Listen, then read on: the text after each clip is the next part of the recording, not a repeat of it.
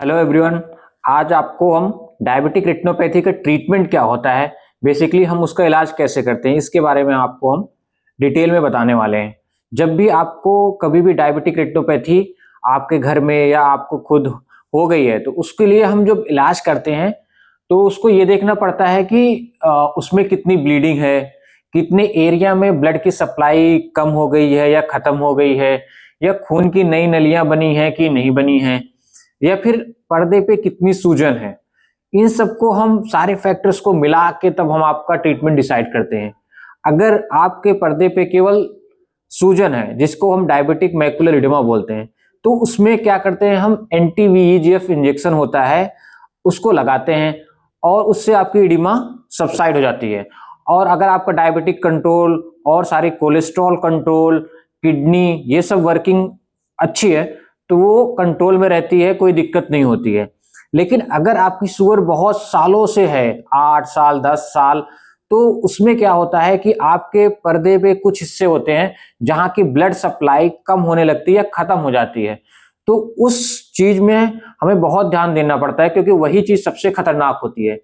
तो ऐसे एरियाज जहां पे ब्लड सप्लाई खत्म हो जाती है, उसका हमें लेजर करके उस एरिया को हमें जलाना पड़ता है, जिससे कि वो जो नॉर्मल रेटिना बचा हुआ है, जो नॉर्मली फंक्शनिंग है, वो काम करता रहे। नहीं तो आपकी आंख में ब्लीडिंग होनी ही है और फिर उसका हमें ऑपरेशन करके इलाज करना पड़ेगा। यहाँ पर आपको हम दिखा रहे हैं, एक फोटोग्राफ है जो डायबिटिक पेशेंट की ली गई है। यहाँ पे आपको बहुत सारे ब्लड के स्पॉट दिखते हैं जो कि लीक हो रहे हैं। ये एरोस जा रही है, ये सारे लीकिंग पॉइंट हैं जो ब्लड वेसल्स से लीक होते हैं और ये पर्दे को नुकसान करते हैं। और हम एक आपको और फोटोग्राफ दिखाते हैं, ठीक है। यहाँ पे आपको हम एंजियोग्राफी, ओसीटी एंजियोग्राफी, जो एकदम लेटेस्ट है इस समय मार्केट में या चल रही है डायबिटिक रेटिनोपैथी की डायग्नोसिस के लिए। यहाँ पे आपको देखेंगे ये जो हमारा एरिया है जहाँ पे ब्लड वेसल्स या खून की नलियां दिख रही हैं, ये तो हमारा एरिया हेल्दी एरिया है। लेकिन ये जो एरिया ब्लैक हो चुका है, यहाँ पे यहाँ पे यहाँ पे, ये सारे ब्लैक जो एरियाज हैं, ये एरिया की ब्लड सप्लाई खत्म हो गई है। इसे हम एनसीपीज बोलते हैं, नॉन कैपिलरी परफ्यूजन एरिया, जहाँ पे ब्लड वेसल्स का जो सप्लाई होती है वो ब्लॉक हो जाती है। उसके कारण हमारे यहाँ पे छोटी छोटी खून की नई नलियां बनने लगती हैं। यहाँ पे ये खून की जो नई नलियां होती हैं ये अनवांटेड होती हैं और इमेच्योर होती हैं, जो कि बाद में ब्लीड करके आपके पर्दे पे ब्लड ला देती हैं और आपको दिखना परमानेंट डाउन हो जाता है।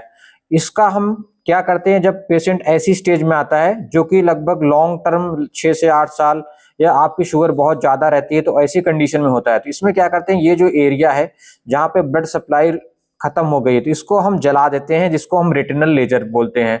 तो रेटिनल लेजर करके इस एरिया को हम जला देते हैं, तो ये जो हेल्दी एरिया रहता है ये सेफ रहता है और ये जो खून की नई नलियां होती हैं ये भी हमारी धीरे धीरे खत्म हो जाती हैं और पेशेंट की विजन काफी हद तक जो है स्टेबल रहती है और पेशेंट को कभी भी ऐसी सिचुएशन नहीं आती कि उसको दिखना बंद हो जाए या ब्लाइंडनेस वाली कंडीशन आती है। तो ये लेजर ऐसी टाइम पे लेजर करना बहुत ही जरूरी होता है, अदरवाइज वो पेशेंट हमेशा ब्लाइंडनेस में लैंड कर जाता है। थैंक